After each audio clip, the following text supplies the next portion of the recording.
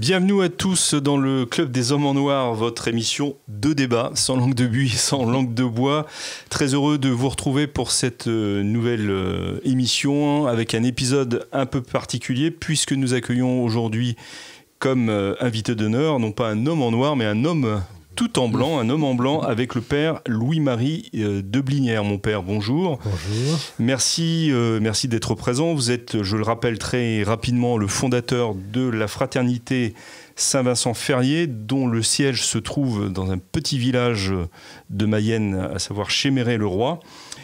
Nous vous accueillons pour cette émission. Autre particularité, c'est que nous accueillons également un nouveau membre de ce club que je guettais depuis longtemps, mais j'avais décidé de le mettre en attente. Et puis j'ai reçu des pressions très très très fortes, et donc je me suis finalement décidé à accueillir parmi nous Richard de Sèze. Bonjour. Bonjour Richard de Sèze, dont les qualités sont tellement nombreuses que je ne vais pas les signaler à ceux qui nous regardent. Peut-être juste rappeler que vous êtes l'auteur récent d'un petit ouvrage, j'ai envie de le qualifier de théologico-malicieux, qui s'intitule « En arrivant au paradis », paru aux éditions du Cerf. Merci. Théologico-malicieux, ça vous convient ? Ça me va très bien. D'accord, donc vous restez quand même ? Je reste quand même. Je reste quand même. Voilà, J'ai également la joie d'accueillir deux membres fidèles de ce Club des Hommes en Noir, le père Jean-François Thomas de la Compagnie de Jésus. Bonjour mon père. Monsieur. Merci beaucoup de votre présence. Et l'abbé Hervé Benoît, qui nous arrive de province et que je suis aussi très heureux d'accueillir. Merci beaucoup Philippe. Oui, Merci de votre accueil. Il faut que je rappelle que vous êtes recteur du sanctuaire Notre-Dame des Enfants, dont la fête aura lieu le 12 mai. Très bien, donc notez ça sur votre tablette. Alors l'objet de nos échanges aujourd'hui, c'est une proposition qui a été faite et formulée en tous les cas par le père Louis-Marie de Blinière à travers un article publié dans la revue Sedes Sapientiae de la fraternité Saint-Vincent-Ferrier. Article qui s'intitule « Une circonscription ecclésiastique dédiée à l'ancien rite latin ». Alors mon père, est-ce que vous pouvez, pour ceux qui nous regardent ou qui nous écoutent, donner un résumé synthétique de cette proposition ? Exercice difficile. En fait, il y a un aspect existentiel, c'est que il se trouve que je suis un des plus anciens à être engagé depuis une grosse trentaine d'années dans la réalité d'un groupe dans l'Église catholique qui est attaché théologiquement et en vertu de la foi à l'Église, hiérarchiquement, donc au Saint-Père, aux évêques, et en même temps attaché pour des raisons extrêmement profondes et, disons, indéracinables, ce qu'on appelle les pédagogies traditionnelles de la foi. J'emploie ce terme-là, qui vient du Kérali, donc que certains en connaissent sans doute, parce qu'il me semble plus englobant, que si ça est de la messe, la spiritualité, le catéchisme, l'apostolat, la liturgie, ça fait beaucoup de choses. Et ce terme a été employé pour la première fois dans une démarche que nous avons eue au mois de mars 88 auprès du Saint-Siège et qui a contribué à déboucher sur le fameux Ecclesia Dei. Voilà. Motu proprio, Ecclesia Dei, motu proprio, et ensuite l'érection de différentes, ou la reconnaissance de différentes communautés religieuses et apostoliques. Alors dès le début, donc dans cette histoire qui a eu énormément de rebondissements et que je résume dans ce texte, à la suggestion de mon père prieur, parce que maintenant que j'ai la joie de pouvoir obéir, je tâche de le faire de temps en temps. Oui, il faut rappeler que vous avez été longtemps le prieur de la fraternité et le père Aubry m'a dit il faut qu'on retravaille cette question-là du fait du relatif blocage, surtout en France, qui a été opéré par le motu proprio Traditionis Custodes. Donc l'idée qu'on a reprise, que j'ai tâché de formuler, disons, prenons le terme ordinaria, qui est plus parce qu'il y a beaucoup de termes canoniques. Je me suis un peu plongé là-dedans pour mettre ça en forme. C'est, au fond, ce groupe présente des caractéristiques qui sont suffisantes pour en faire ce qu'on appelle une communauté hiérarchique, qui est plus appétissant peut-être que circonscription ecclésiastique, qui serait dotée de tout, c'est-à-dire d'un évêque, d'une juridiction sur les fidèles et de la possibilité de donner tous les sacrements. Et ces choses-là existent, par exemple, pour les armées, mais récemment, Benoît XVI en a fait pour les anglicans qui sont entrés dans l'Église. Alors, l'idée de l'ordinariat, je prends ce terme-là qui n'est pas exactement le bon, hein, c'est administration apostolique personnelle. Voilà. Mais bon, c'est que, au lieu d'être un problème un peu extérieur pour la hiérarchie, nous rentrons dans la hiérarchie parce qu'il y a un évêque qui sera membre de la conférence épiscopale, qui pourra discuter avec ses confrères, qui aura le charisme certain de vérité dont parle Vatican I. Donc ça sera déjà quelque chose de bien et qui pourra aussi dire à ces sujets, donc les catholiques attachés à ces pédagogies, davantage la problématique de ses confrères. Et les gros avantages que nous voyons, il y a plein d'inconvénients que vous allez tous signaler. Bien sûr, on est là pour ça, mon père, ne vous inquiétez pas. Et merci, parce qu'en fait, on est conscient des objections. Mais vu que c'est bloqué, plutôt que de pleurnicher sur une chose qui a quand même été bénéfique de 2007 à 2021, il y a eu une paix relative grâce à l'initiative qui a été critiquée techniquement, mais ce n'est pas le problème. Donc vous parlez du motu proprio extraordinaire, Summum Pontificum. Bon, ça a été supprimé. Les causes sont complexes et malheureusement assez désagréables à reformuler. Mais enfin voilà. Et donc nous proposons quelque chose. Voilà. Et comme cette chose-là, nous l'avions proposée, j'ai le souvenir la première fois. J'ai croisé le cardinal Ratzinger dans les couloirs ce qu'on appelait Saint-Office autrefois. Alors moi, je remontais des archives et lui descendait de ses bureaux. J'avais fait passer une note, c'était entre le 15 et le 30 juin 88. Et on avait émis cette hypothèse-là. Il dit, est-ce que c'est vous qui avez donné la note? Ça rejoint des idées que nous avons. Donc dès 88, c'était en cours. Donc c'est une vieille idée en fait. Une vieille idée qui décharge les évêques un peu du souci sur nous et en même temps ne nous coupe pas, nous je parle des catholiques attachés à la structure hiérarchique et aux pédagogies traditionnelles, ne nous coupe pas de nos paroisses parce que le système est cumulatif. C'est-à-dire comme un officier peut aller à la messe dans sa paroisse ou faire baptiser, il peut s'adresser au diocèse aux armées. Alors voilà, donc l'idée serait de mettre ça en route en étant un peu, non pas inconscient, mais hardi, parce que l'ambiance ne s'y prête pas beaucoup, mais on a essayé de lancer la chose. Donc un article dans cette excellente revue Sapientiae, et qui a été répercuté par Elisabeth Keimer dans la revue de la Fraternité Saint-Pierre. Tues Petrus. Tues Petrus, et puis autre chose est encore en cours, dont cet échange... Et je crois que il y a aussi, si mes informations ne sont pas fausses, des traductions en langue anglaise qui ont été réalisées. Il y a toute une branche. Plusieurs de nos frères ont voulu qu'on ouvre ça au monde anglo-saxon. Alors je ne dis pas avec une certaine réticence parce que je les aime beaucoup, mais j'ai l'expérience d'eux pendant 30 ou 40 ans.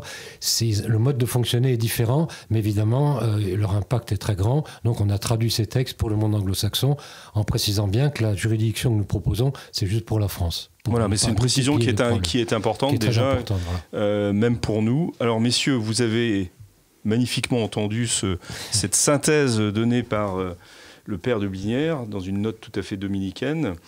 Je ne sais pas vers qui je dois me tourner, vers le canoniste, le religieux, le laïc. Vous avez tous une raison. Allez, monsieur l'abbé. Canoniste, j'espère que c'est pas au sens de canoniste de plateau, comme il y a des généraux, des médecins. Non, mais ici, c'est au-delà de ça, je voulais remercier le père de Blinière parce que c'est pour le canoniste vraiment de base que je suis, mais il y a quelque chose de formidable dans cette proposition qui est à la fois tout à fait inscrite dans les pratiques canoniques de l'Église, qui correspond à un besoin, qui permettrait, comme vous le dites dans un des articles, de sortir par le haut de tout un tas de blocages. Sur le fond des choses et la proposition, je trouve ça formidable. Oui, je suis tout à fait... Donc vous donnez votre bénédiction. Je mets un nil obstat. Je n'ai pas le droit de mettre un imprimateur, mais je pense que c'est vraiment quelque chose de très positif. Donc, idée pertinente, qui manque. Est-ce qu'elle demande... Après, on multipliera les objections, mon cher père, mais pour le... Oui, vous avez quand même des objections. Oui, mais ça viendra après. Le plus important, à mon sens, c'est que vraiment, on sent que là, on pourrait avancer, vraiment. Très bien, je vais continuer sur cette lancée, tournant vers le père Thomas. Votre première réaction face à cette proposition? C'était une réaction de grand intérêt, parce qu'il est toujours préférable de proposer quelque chose lorsqu'on est en face d'un problème qui semble insoluble, plutôt que de se cramponner simplement à des protestations, des lamentations et des manifestations, même si ça peut avoir évidemment aussi son intérêt. Et le père de Blinière commence par une phrase en disant que la situation paraît malheureusement bloquée, mais vous avez bien écrit « paraît malheureusement bloquée ». Voilà, ça ne veut pas dire qu'elle est bloquée. Donc c'est vraiment une ouverture sur... c'est une proposition qui ouvre sur l'espérance. Très bien. Merci mon père sur cette note pleine d'espérance, justement. C'est toujours dans mon caractère. Oui, dans votre tempérament, comme on dit. Richard de 16. Alors, moi, mon père, j'avoue que j'ai été réticent. Alors, d'abord pour le simple plaisir de ne pas être d'accord avec tout le monde. Et oui, ensuite... ce que j'avais trouvé admirable dans le traditionnalisme, je suis tombé dedans quand j'étais petit, hein, j'ai fait ma première communion avec Monseigneur du Cobourget, j'ai été confirmé par Monseigneur Lefebvre à l'époque où on habitait dans une rue de la Cossonnerie, dans une ancienne boutique, les halles étaient encore fumantes des décombres, enfin bon, bref. Donc j'ai vraiment baigné dedans. Ce que j'avais trouvé admirable, c'est la manière dont en 50 ans, ça a diffusé dans toute l'Église, en France en tout cas, et où de plus en plus de gens ont fini par s'intéresser aux pédagogies traditionnelles. J'aime beaucoup cette formule du Kérali, et ont approché ces pédagogies à travers une multiplicité en fait d'expériences ecclésiales assez remarquables entre voilà, la fraternité Saint-Pédis, la fraternité Saint-Pierre, l'Institut du Bon Pasteur, d'autres établissements, ou de simples curés qui avaient décidé dans leur paroisse de poursuivre le combat, ou des prêtres qui pouvaient et justement ne plus être dans le combat mais dans l'exposition de ces pédagogies traditionnelles, avec des évêques qui avaient fini par s'y attacher et à en trouver le prix.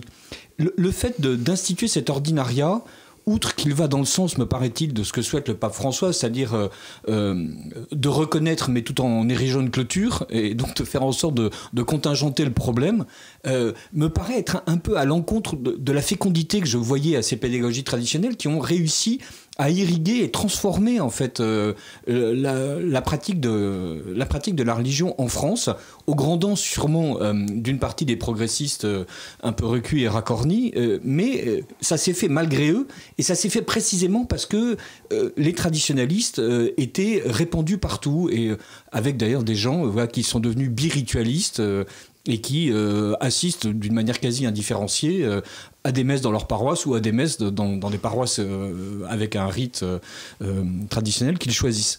Et donc j'ai trouvé que cet ordinariat, pour la France qui plus est, était certainement une proposition intéressante, puisqu'elle permet d'avoir une solution ecclésiale, comme dirait le pape François, une solution cléricale au problème, mais qu'elle contredisait un peu ce côté levain dans la pâte qu'ont eu les traditionnalistes, et en plus un levain qui n'est pas enfoui, un levain qui était bruyant, vivant, joyeux, coloré. Voilà, là, donc je suis moins acquis.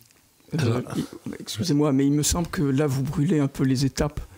Monsieur l'abbé Benoît et moi-même, justement, on essayait de commencer par un point positif, et puis ensuite en effet il peut y avoir des critiques. Or vous embrayez tout de suite sur les critiques. Voilà. Ouais, c'est la liberté du laïcat, mon père. Le laïc n'est pas totalement libre tout de même. On aurait dû se concerter avant, mon père. J'aurais été beaucoup plus progressif, mais je tiens à dire évidemment que moi aussi j'ai trouvé que le texte était admirablement écrit. Alors, mon père, je ne sais pas si je vais vous surprendre en disant que je suis d'accord avec votre objection. Et un autre père, le père Laurent Poquet, m'a fait aussi des remarques, quelques autres prêtres. Qui est canoniste aussi, d'ailleurs. Un canoniste, et je suis d'accord avec les objections.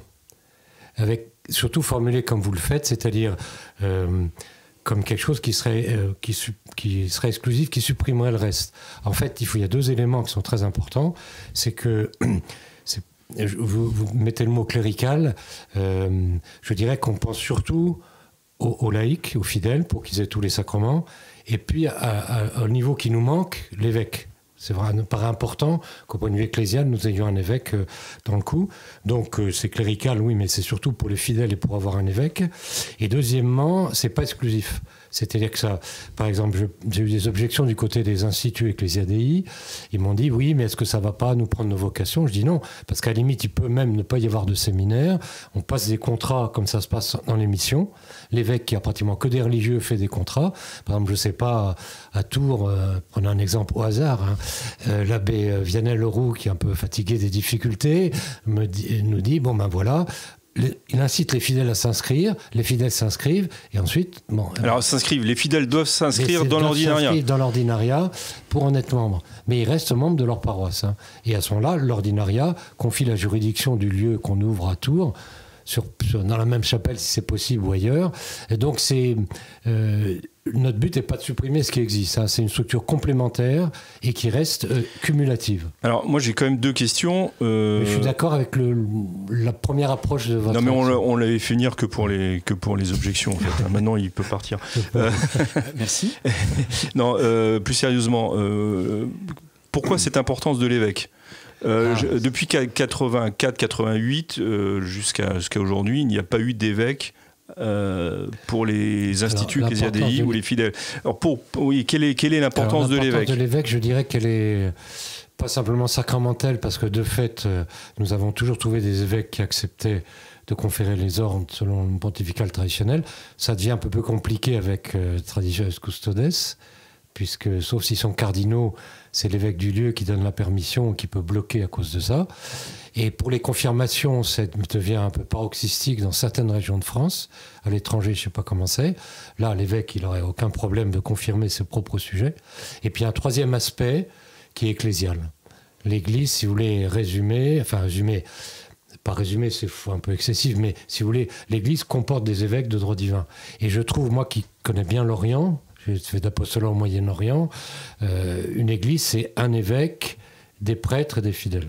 Et donc je trouve très important qu'il y ait un évêque, parce que ça contribue à un sens de l'église plus profond, ça le met en connexion davantage avec les autres.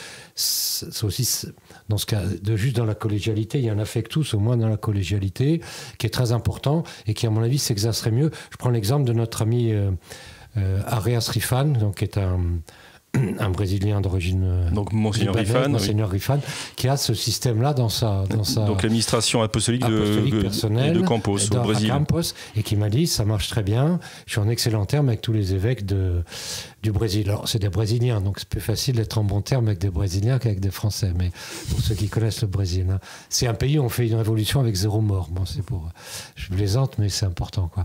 Mais c'est vrai que, et puis là, il est assez liant. Ça se passe bien. Mais en même temps, lui, il peut expliquer aux évêques qui sont vraiment ces sujets, et à ces sujets, qui sont les évêques et pourquoi, l'importance de la connexion. Mais c'est très simplement que pour des catholiques, c'est quand même bien d'avoir la vision et la participation. Tous les dimanches, on dit qu'on croit en l'Église une, sainte, catholique et apostolique, et l'évêque est la présence vivante de cette dimension de l'Église. Ouais. Et je ne vois pas pourquoi on la refuserait à un certain groupe, comme on l'a fait pour nos frères anglicans. Voilà. Il y a quelque chose là qui est effectivement, au-delà de l'aspect pratique, il y a un aspect ecclésial qui me paraît fondamental, surtout pour des communautés, là on va rentrer, qui ont vécu comme des guérilleros à leur compte, par le malheur des temps, mais depuis 50 ans. Et donc, pour rentrer dans le corps de l'Église où y trouver sa place, ça me paraît un canal fondamentalement important. Alors, je voulais juste faire une remarque, merci mon père, mais je voulais juste faire une remarque sur Campos, puisqu'on en parlait hors antenne avec Richard de Sèze. Campos, depuis qu'il y a eu la création de cette administration apostolique, on n'en a plus entendu parler. Il y a eu une espèce de grosse publicité au moment de la création, de la mise en place de cette administration apostolique. Et aujourd'hui, on ne sait pas vraiment comment ça se passe. On ne sait pas si c'est un réduit, un peu comme le laissait entendre Richard de Sèze, ou si ça se développe. Non, j'ai eu récemment Don Rifan au téléphone, et puis on a des renseignements du Brésil. Ils ont 12 antennes, ou peut-être même plus, dans tout le Brésil, avec des accords pour les évêques. Et dans le diocèse, les gens s'inscrivent, même ceux qui étaient paulistes peuvent s'inscrire chez eux. Et ça se passe bien, mais évidemment, le tempérament de l'administrateur est plutôt légitimement, disons, irénique, hein, du fait de son tempérament, de la circonstance. Et puis actuellement, vu la pression qui s'exerce sur tout le monde, il reste discret, quoi. Voilà, ça c'est vrai, je reconnais. Mais je ne pense pas que, par exemple, ils ont un apostolat à Sao Paulo, ils ont tout à fait en Curitiba, un peu partout, ils rayonnent, quoi. Mais à la façon brésilienne, d'accord. En France, c'est ça. Mais Monseigneur Rifan n'est-il pas bi-ritualiste ? Je pense pas. Je pense qu'il est comme certains de nos confrères prêtres. Il célèbre la messe, enfin, disons les réunions Moi, c'est pas notre pratique à nous, mais certains de nos confrères ecclésiadei ont cette pratique-là. Je crois que c'est plutôt sa ligne. Oui, donc c'est peut-être pour cela qu'il est accepté aussi par ses confrères brésiliens. C'est sûr. Il faut garder une exception française de ce point de vue-là. Oui. C'est sûr. Richard Ossez. Pardonnez-moi, je vais poursuivre sur ma ligne, d'autant que vous avez un fervent à mes côtés. Mais j'ai bien compris que vous avez prévu de développer progressivement vos batteries et qu'à la fin, ce sera un carnage. Mais comme pour le moment, vous avez l'air toujours d'être d'accord. Je partage assez cet avis. Il y a un côté Rod Dreher, en fait, avec le Paris bénédictin. Rod Dreher, donc ce catholique... orthodoxe. Oui, mais il n'est plus catholique. Cet ex-catholique devenu orthodoxe. Cet ex-protestant, ex-catholique, voilà. actuellement orthodoxe jusqu'à la prochaine fois. Dans le Paris bénédictin, il développe l'idée qu'il faut installer, en fait, à la base, des communautés un peu qui s'auto-organisent, exactement d'ailleurs comme on fait ce que vous appeliez à juste titre les guérilleros. Mais il y avait quelque chose d'extrêmement amusant dans la manière dont les traditionalistes ont appliqué à merveille ce que le pape François prêche 50 ans plus tard, c'est-à-dire un refus absolu du cléricalisme, puisque donc ce sont les laïcs qui se sont emparés en fait de cette question et qui se sont débrouillés pour faire en sorte d'avoir des paroisses, des prêtres, des ornements, du catéchisme, sauvegarder ce qui était à sauvegarder, un côté patrimonial. Donc c'est amusant. Le véritable anticléricalisme franciscanien, c'est les traditionalistes qui le réalisent en France. Et justement, ça c'était... ce côté extrêmement vivant et où en fait il n'y avait pas de raison de se retrancher. J'entends bien ce que vous dites et qui est admirable de la nécessité d'une communion qui existe d'ailleurs parce que tous ces catholiques qui ont vécu sinon cette persécution, en tout cas ces désagréments et pour certains malgré tout c'est allé assez loin, n'ont jamais pour la plupart rompu avec Rome et à part les protestants devenus catholiques puis devenus orthodoxes, tous ceux que je connais sont restés tranquillement catholiques quand bien même ils étaient obligés d'entendre des messes abominables avec des chants atroces bramés par des vieilles dames. Avec l'idée de cet ordinariat, j'ai l'impression qu'on instituerait les traditionalistes, enfin ceux qui entendent pratiquer les pédagogies traditionnelles, exactement comme le rite syro-malabar, le rite assyro-chaldéen, ou bien justement cet ordinariat anglican, et avec un côté conservatoire qui est intéressant. Parce que effectivement l'Église montre bien qu'il y a de nombreux honneurs dans la maison du Père, mais avec aussi quelque chose qui me paraît avoir un danger d'infécondité, parce que tout ce qui a été établi comme ça et qui est conservé malgré tout ne me paraît pas rayonner énormément. Mais, vous me pardonnerez, mon père, je vous donne l'ensemble des arguments contre uniquement pour être convaincu que vous avez raison. Merci Richard. En fait, c'est beau, il y a une pédagogie traditionnelle là aussi. Je suis d'accord aussi, il y a un danger. Je le signale dans d'autres articles qui vont paraître, il y a un danger, il faudra tout faire pour le combattre. Moi, je suis frappé de voir que, par exemple, dans le Camailleux ex-Ecclesiadei, chez Mré, on est quand même assez carré, quoi. Voilà, sur différents points liturgiques, doctrinaux, et ça n'empêche pas du tout d'être rayonnant. Et je pense que précisément, on compte sur vous pour nous crier après, pour qu'on continue à rayonner, parce que le Paris bénédictin, c'est pas le Paris dominicain, et c'est pas non plus le Paris de l'ordinariat. C'est une structure annexe qui permettrait, par exemple, d'ouvrir des lieux de culte, ce qui maintenant n'est pratiquement plus possible, sauf avec une extrême bienveillante, puisque, d'après le règlement, l'ordinaire discute avec il y a telle ville qui a des personnes, moi je peux pas m'en occuper, pas de problème, je loue une grange, je récupère une église vide, et je mets l'ordinariat là. Et ça, c'est un outil plutôt de développement que d'enfermement. Mais il faudra garder tout ce qui existe avec cette dynamique qui a été très très soutenue par les laïcs. Je pense à Jean Madiran et compagnie, et beaucoup d'autres encore. Mais il faut aussi des prêtres, et ces prêtres ont besoin de pouvoir donner la confirmation, etc. Donc d'accord avec vos critiques. On compte sur vous pour crier pour qu'on ne devienne pas des amish, je ne sais pas comment on peut appeler ça. Enfin, voilà. Et en plus, c'est vraiment en plus pour pouvoir se développer. Avec le danger que vous signalez, mais je suis content que vous ayez fait l'allusion aux orientaux, parce que récemment, j'étais à la messe du patriarche à Saint-Séverin, parce que je suis assez lié avec les Melkites, c'est eux qui m'ont préservé ma foi, quand il n'y avait même aucune messe traditionnelle à Paris. Et je me dis, au fond... Alors, je ne veux pas vexer, je ne veux pas être excessif par rapport à leur forme liturgique, mais les points que nous avons en commun avec eux sont quand même considérables. Et moi, je l'ai éprouvé dès 70, lorsque je me suis converti. Je me sentais dans la même maison que quand j'allais exceptionnellement à la messe du château à Versailles, avec mes amis qui suivaient les chanoines Roussel, là. C'est la même maison, tandis que dès que je suis passé dans la Réforme, les différences me paraissent sur certains points plus grandes que les points communs. Voilà. Mais je ne vous ai pas poussé trop cette voie-là, quoi. Alors, vous savez, j'espère que M. de Sèze, qui est dans le monde des médias, connaît le principe que le bruit ne fait pas de bien et que le bien ne fait pas de bruit. J'ai été regardé du côté de l'ordinariat, on va dire entre guillemets anglican, Notre-Dame de Walsingham. En fait, ils sont rayonnants. Ressa, ils ont, il y a 10 ans, accueilli une communauté féminine bénédictine qui est passée pour moitié de la communauté qui s'est réunie à Rome, etc. Enfin, ils développent leur apostolat, ils continuent à recevoir d'anciens évêques anglicans qui reviennent vers Rome. Enfin, voilà. Ça fait pas de bruit, c'est à bas bruit, c'est à l'échelle du catholicisme minoritaire dans un pays qui n'est pas catholique. Non, on ne peut pas taxer ces communautés-là, en tout cas, de ne pas avoir de rayonnement. Je pense que ça, c'est un tout petit peu présomptueux. C'est aussi le grand péché français. Ce qui m'amène à ma deuxième objection. C'est que... Objection à qui ? Au père de Blinière. Ah, cette fois au père de Blinière. À savoir que vous voulez réserver ça à la France. Or, vous savez très bien, mon révérend père, que nous sommes le pays des guerres civiles. Oui, et donc je souhaite bien du plaisir à l'ordinaire qui sera chargé de mettre un petit peu d'ordre dans ce saint et fécond bazar qui règne depuis ce 100 ans. Il faudra en venant dans le train, je me disais, il faudrait qu'il ait les qualités cumulées de tous les pontifes du XXe siècle. Savoir la sainteté des uns, le machiavélisme des autres, le sens politique ou diplomatique. Ça sera une tâche, et c'est là où élargir au monde anglo-saxon avec son empirisme et son pragmatisme, voire au monde latin, c'est-à-dire à l'Italie, à l'Espagne, où comme vous évoquiez le Brésil que je ne connais pas, mais ça fait partie du monde latin, où on peut s'arranger d'un certain nombre de choses avec plus de souplesse. Confier cet ordinariat à des Français, c'est conduire à la guerre civile. Dans le monde traditionnel.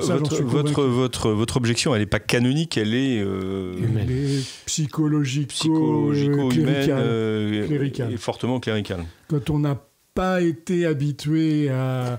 Là, je vais dire les choses de manière un peu brutale. Quand on n'a pas été habitué à obéir à un évêque, comme le pauvre clergé diocésain est obligé de le faire... Et il va nous faire pleurer sur lui. Oui, bien sûr. Pour le meilleur et pour le pire... revenir dans le rang, ça va être très, très, très difficile. Ça n'en relève rien à la joie que j'ai de... il faut quand même dire, tempérer ce que vous dites, parce que les ex-communautés ecclésiadei ont des rapports avec des évêques. Mais qui ne sont pas ceux de l'obéissance à un ordinaire. Non, bien sûr, forcément, elles ont leur propre ordinaire. Et puis pour des Français, ils ne sont pas sans rapport avec les évêques, qui parfois font bien sentir leur... Oui, mais c'est pas la même chose. Je pense à ceux qui nous regardent notamment. C'est pas la même chose. Mon père voulait peut-être répondre à cette problème dans ce club des hommes en noir, blanc et... Ah non, il est en noir. Voilà. J'ai un problème, je suis d'accord avec toutes vos objections. Et en plus, c'est le fruit de 40 ans d'expérience. Mais je crois qu'on peut se bonifier. D'abord, la demande a été faite par tout le monde, c'est-à-dire tout le monde, sauf l'Institut des Dominicaines et l'Assus. Tout le monde avait demandé en 2001 des vicariats, y compris les anglo-saxons. On a fait une démarche commune qui n'a pas abouti. Ça n'a pas été loin. Entre 2002 et 2006, on a failli vraiment avoir... ça ne s'est pas réalisé. Ça, c'est un point. Donc... moi, j'ai pensé que c'était plus sage de mettre uniquement les Français parce qu'on connaît beaucoup mieux la situation. Et puis, même les Français peuvent faire des progrès. Moi, c'est ce que j'ai constaté dans les instituts et dans les prêtres avec qui nous avons affaire. Peut-être aussi que je ne sais pas quelle expression employer pour pas que ça devienne trivial, mais disons, les pressions font qu'on s'humanise entre nous.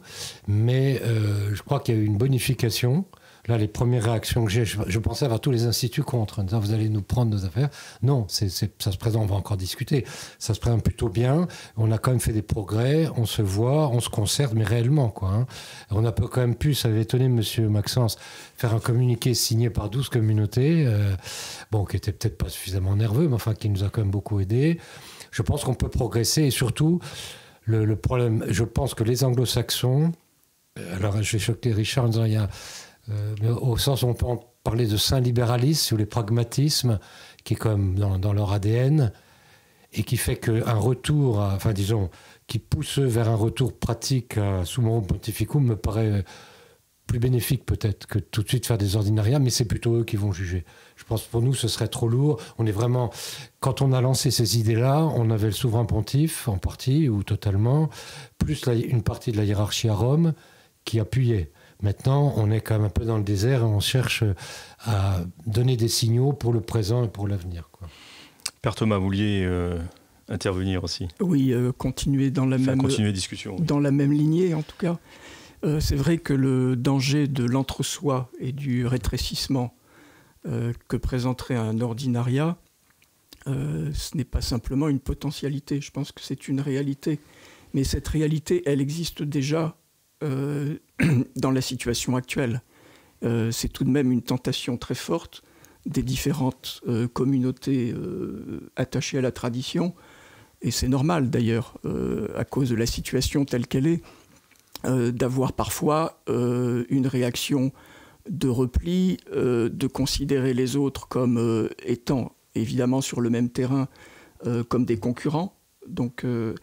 Et donc cette situation, s'il y avait un ordinariat, rebondirait également sur comment choisir l'évêque.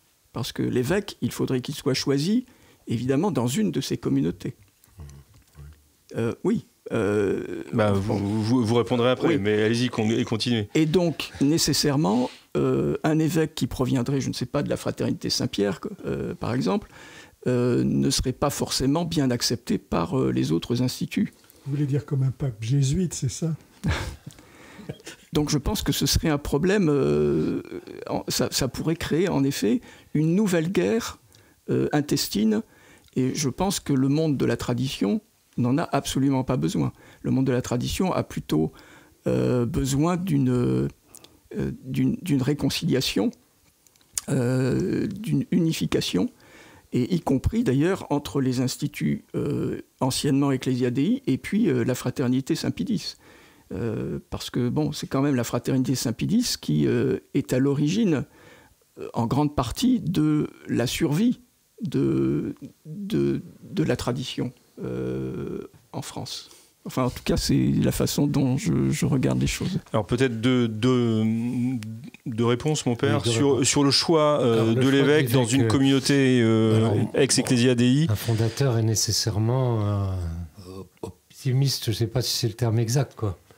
Mais moi, j'ai vu, si vous voulez, quand j'ai été à Rome en 88, il y avait 12 prêtres qui sont devenus fondateurs de Saint-Pierre. Et puis moi, on a eu le droit pontifical en 2 mois.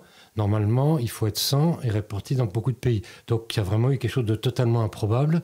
Et on s'est quand même, on a fait bloc, on s'est quand même unis. On s'est réunis à Fontcombault. Et depuis, on se revoit régulièrement, toutes les communautés. Et il y a des progrès. Et je pense que si on choisit c'est le Saint-Père qui décide, mais ça va lui être suggéré par la congrégation des évêques, l'ordinaire dans une des communautés, je pense que c'est possible. Même les trois qui sont plus proches du terrain, Christ-Roi, IBP et Saint-Pierre, je pense qu'il peut se dégager quelqu'un qui ait suffisamment le sens de l'Église pour être équitable. Et puis, il y a peut-être aussi des évêques auxiliaires qui sont disponibles et qui sont capables de faire le jeu. Moi, je pense qu'il faut tabler sur un changement des mentalités que je vois se produire sous mes yeux. Relatif, hein, d'accord. Mais... Ah oui, vous êtes quand même... Enfin, je ne suis pas fondateur, donc c'est la preuve. C'est la preuve. Et que j'ai pas les qualités... L'autre objection, c'était du père Thomas. Oui, c'est sur le rôle historique de la fraternité Saint-Pidis, même si on ne va pas rentrer dans un débat. Monseigneur Lefebvre, de Monseigneur Lefebvre. C'est différent. De Monseigneur Lefebvre. J'ai écrit justement, quand est arrivé le motu proprio, les jeunes m'ont dit racontez votre histoire. Et j'ai donc fait un article que je vous enverrai, qui s'appelle « Souvenirs de l'été 88 ». Et donc je conteste une certaine accentuation de votre thèse. Voilà. Parce que en 88, on nous a dit vous allez être détruits, vous n'avez existé que parce que... J'ai suffisamment fréquenté le cardinal Ratzinger comme d'assez près, ses collaborateurs, c'était pas fait uniquement pour Saint-Pidis, ça aurait été fait de toute façon. Oui. Donc ça joue un rôle très important, tant mieux, si vous voulez. Moi, je regrette la voie qu'ils ont prise, je le dis publiquement et fraternellement. Oui, c'est pas un scoop, là. Si vous pouvez nous en donner un vrai scoop, ça serait bien. Mais... Donc ça, je ne suis pas d'accord avec cette voie-là, parce que je pense qu'elle touche à un élément fondamental de la structure de l'Église. Et donc, je pense que l'existence éventuelle de cet ordinariat complémentaire par rapport à ce qui se déroule peut plutôt être positive, même pour ça, si vous voulez. Voilà. Père Abbé Benoît, pardon. Alors, moi, j'ai une autre objection. Mon père, je serais très intéressé d'avoir votre réponse. Pour expliquer aux gens, donc, l'ordinariat, de manière globale, ce n'est pas toujours le cas, parce que, par exemple, pour l'ordinariat militaire, il suffit d'être militaire pour lui appartenir. Dans d'autres circonstances, il faut faire acte de volonté. C'est-à-dire, on va s'inscrire. D'ailleurs, comme on s'inscrit aux États-Unis dans les paroisses catholiques, on s'inscrit. On n'est pas... Parce qu'on est résident catholique sur le territoire d'une paroisse, on n'est pas forcément paroissien. Bref. Donc ça veut dire qu'il y a cette démarche d'inscription, si j'ai bien compris, dans votre... Le problème, c'est qu'on est dans un monde postmoderne, de l'individualisme forcené. Et au fond, pour une part, on va s'inscrire dans... c'est la religion à la carte, au fond. Je choisis d'être traditionnaliste, ça me plaît, ça me convient... c'est la vraie messe parce que je m'y sens bien, comme m'avait dit un jour un de mes proches. Ce qui n'est pas forcément l'avis de tout. Non, mais bien sûr. C'est une réduction là quand même. Hein. Non, c'est pas une réduction. C'est un certain climat. On est d'accord. C'est un certain climat qui Et est-ce qu'on va pas, accentuer. Alors, je sais que vous me direz non, mais je pense que c'est important de réfléchir aussi au fait que la tradition normalement ça se reçoit, ça se choisit pas. Tout à fait. Alors je m'interroge en tout cas, dans un monde, encore une fois, de l'individualisme où on est des monades, y compris sur le plan religieux. Alors c'est ce qui se passe actuellement, mais on ne le dit pas. Enfin, on le vit parce qu'on va à la paroisse où on veut, ça date de 50 ans. Moi, quand j'étais petit, il y avait ceux qui voulaient aller à Saint-Honoré-des-Laux et ceux qui à la Chapelle Espagnole. Et c'était aussi l'individualisme qui est favorisé par les voitures, etc. Là, il y aura seulement une signature à mettre. Je souhaite pouvoir bénéficier des sacrements dans l'ordinariat. Et si tu ne souhaites pas, tu ne t'inscris pas. Mais j'ai remarqué qu'en France, d'après les statistiques qu'on avait essayé de faire en 2021, je ne sais pas, c'est la Nef qui a fait ça, il doit y avoir 60 000 ou quelque chose comme ça, gens qui pratiquent dans les Ecclesia Dei, voilà. Donc même s'il n'y a que la moitié qui s'inscrit, ça fait 30 000, ce qui est 10 fois plus que les petits ordinariats libanais. Mais c'est évidemment, s'inscrire ou pas, c'est un acte libre, ça c'est sûr. Mais je crois que ça correspond, si vous voulez...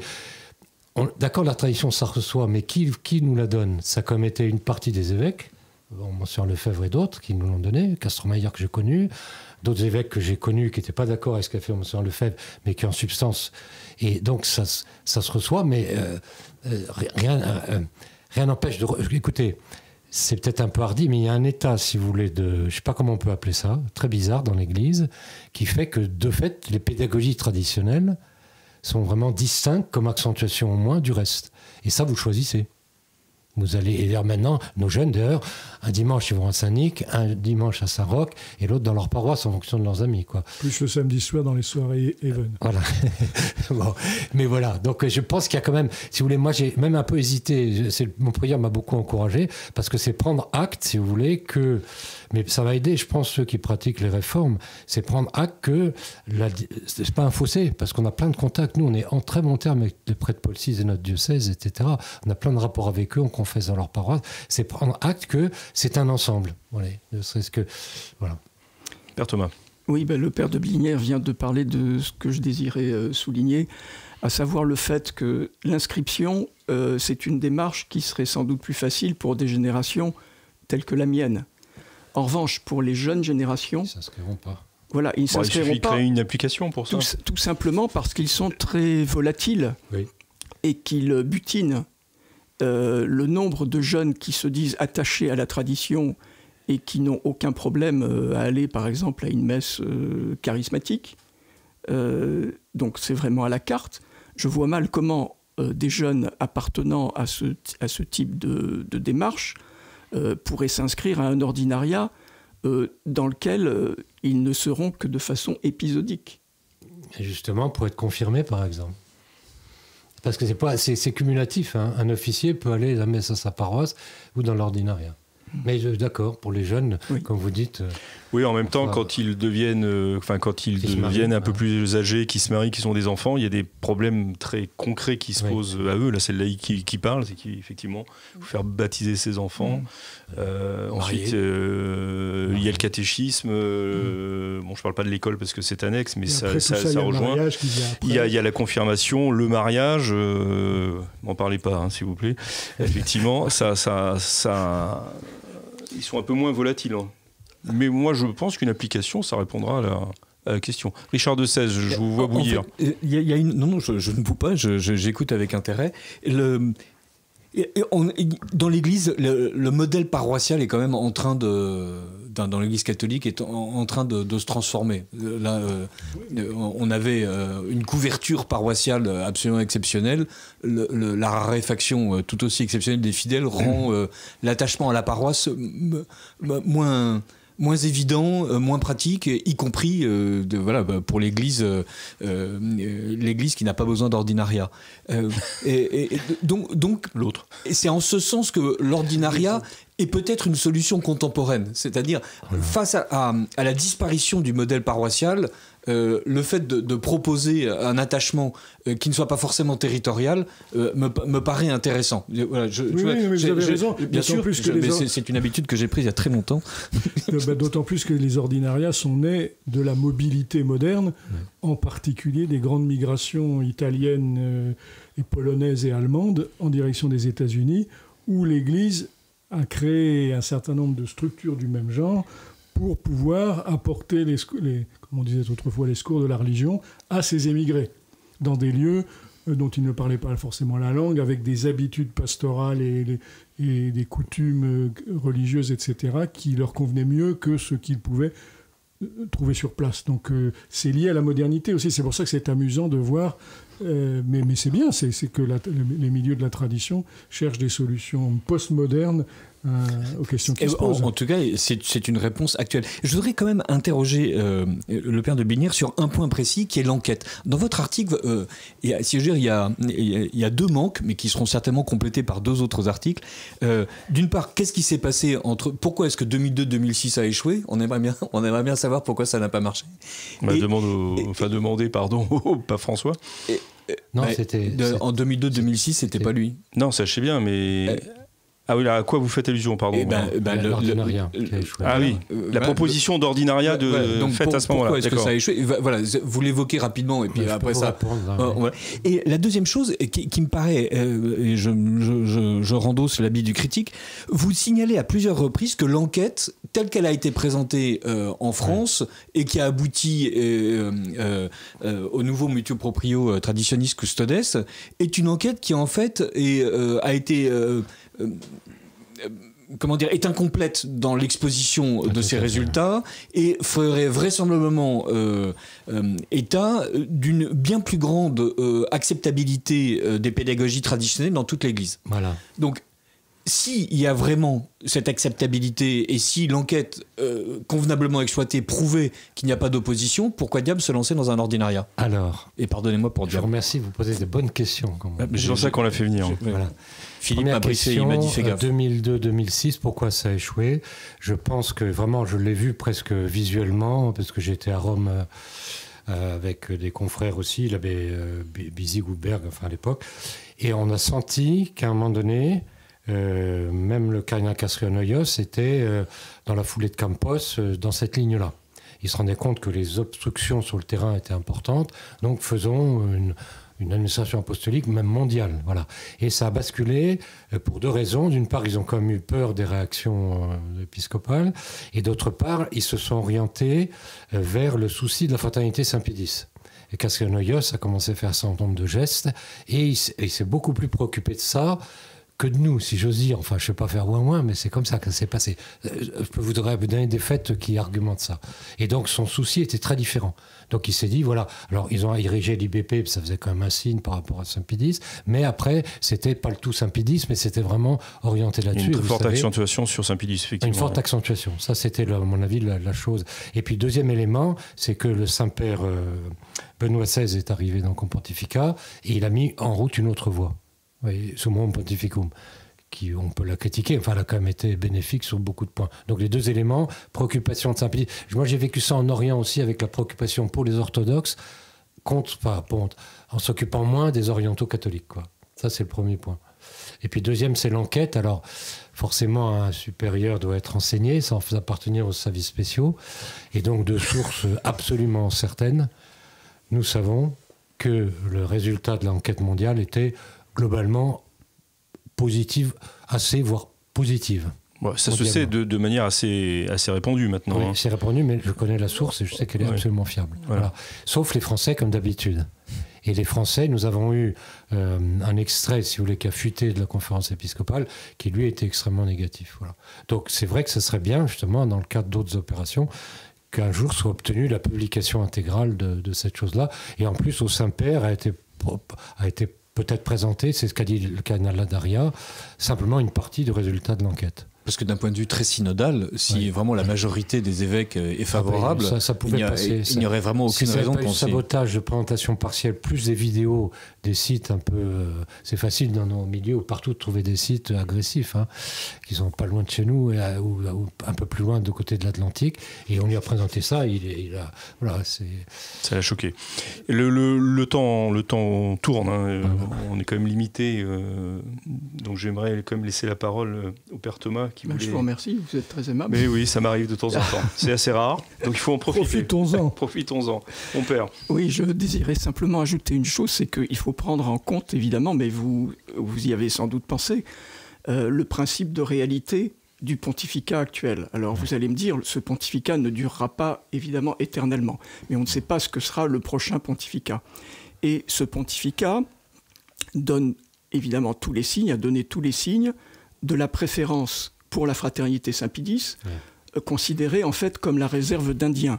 Voilà, donc c'est un aspirateur, c'est la poche de l'aspirateur, on met tous les traditionnalistes dedans, et ainsi l'Église est purifiée de tous les miasmes de la tradition. Et puis aussi, indépendamment de la tradition, ce pontificat ne donne pas l'impression de favoriser les ordinariats, puisque par exemple, ce qui était la prélature personnelle avec un évêque comme l'Opus Dei, ça a été supprimé. Donc, est-ce que c'est vraiment le bon moment pour faire une telle proposition ? Je ne sais pas. Excellente question. Elles sont de plus en plus mieux, vos questions. Oui, c'est vrai. Je suis d'accord. D'autant plus que pour l'Opus... C'est vrai, pour l'Opus Dei, c'était tout à fait caractéristique. Et qu'on a su que, étant cardinal, il n'a pas approuvé les ordinariats anglicans. Mais d'un autre côté, il y a une imprévisibilité... Le fait, par exemple, qu'il ait quand même validé le 11 février 2022 le droit propre de la fraternité Saint-Pierre, qui nous a profité à tous par le principe d'analogie canonique. On a senti comme une détente, comme une déstabilisation de l'opposition radicale. Donc ça, c'était absolument... Moi, je ne pensais pas que c'était possible. Mais je suis d'accord avec vous. Décidément. Vous êtes d'accord avec... J'ai envie de rebondir sur le... Mais alors très rapidement. Oui, simplement. Parce que normalement, là, c'est... Thomas, c'est que quand on connaît Rome, la curie, etc., effectivement, il faudrait juste attendre que les fruits tombent de l'arbre. Enfin, un peu de patience. Je me dis que c'est finalement la meilleure des solutions. Voilà, mais c'est bien de préparer, quand même. Tout à fait. C'est peut-être pour l'avenir, fixément. Moi, j'ai quand même une dernière question. Oui. Est-ce que ce n'est pas cette proposition d'ordinariat acter le fait que alors vous parlez de pédagogie traditionnelle, moi je vais revenir à la liturgie proprement dit. Est-ce que c'est pas acter que cette liturgie n'est pas pour l'ensemble de l'Église et acter qu'en fait il n'y a pas de problème liturgique. Je vais en choquer certains ici, je sais, mais vous n'êtes pas seul. Voilà, j'en choquais certains, mais que il n'y a pas de problème liturgique avec la réforme de Paul VI. Et que, effectivement, c'est pour une partie de... Notre Seigneur disait, il faut faire ceci, ne pas omettre cela. Si vous voulez, d'une part, la demande que soit réalisée concrètement la possibilité pour tous les prêtres de dire les formes traditionnelles de la messe, il faut la maintenir, ça c'est bien. Mais c'est autre chose, une réalité, mais ce n'est pas exactement l'objet de notre demande. Non, mais ça, c'est clairement pas l'objet de votre demande, mais ça va... Est-ce que ça n'empêche pas dans le dernier numéro, nous avons fait un article de Josefovitch montrant que finalement, la réforme de Bounini ne correspond pas ou va très au-delà du texte du Concile. Toutes les études sont les bienvenues, si vous voulez. Il faut continuer à maintenir cette idée et en parler. Quand nous parlons avec le père Donneau de la province de Toulouse, c'est presque de lui qu'est venue indirectement l'idée. Enfin, entre autres, il nous a dit, mais oui, ce serait une possibilité. Ça n'empêche pas de discuter avec lui sur les graves objections d'ordre théologique que nous avons sur la réforme liturgique. Et il faut continuer, oui, c'est sûr. Mais je ne pense pas, parce que vous dites acter. Non, là, le souci, si vous voulez, c'est que nous, on a de la chance comme religieux, on a une vie qui est quand même centrée sur certains éléments stables, mais certains de nos confrères sont vraiment, je dis pas en train de craquer, mais... Je comprends très bien voilà, l'urgence... Même à l'affaire de Quimper, bon, si on avait eu ce fameux ordinariat supplétif avec un bon prêtre admis par toutes les communautés, il vient voir l'évêque et dit, voilà, je vais racheter une église ici, et puis voilà, quoi. Et je pense qu'il faut, même le fait, si ça se fait pas, si nos seigneurs, les évêques, qui ont quand même souvent le sens de l'Église et l'amour de leurs ouailles, se rendent compte que ça peut se faire, peut-être qu'ils vont desserrer et que qu'on n'a pas besoin d'appliquer le plan B, quoi. Très bien, ce sera sur cette note d'espérance que va s'achever cette émission, ce Club des Hommes en Noir exceptionnel, avec la présence du père Louis-Marie de Blinière, d'un homme en blanc au milieu de ses habits noirs et gris. Nous nous retrouvons la semaine prochaine si tout va bien. D'ici là, que Dieu vous garde. Au revoir à tous.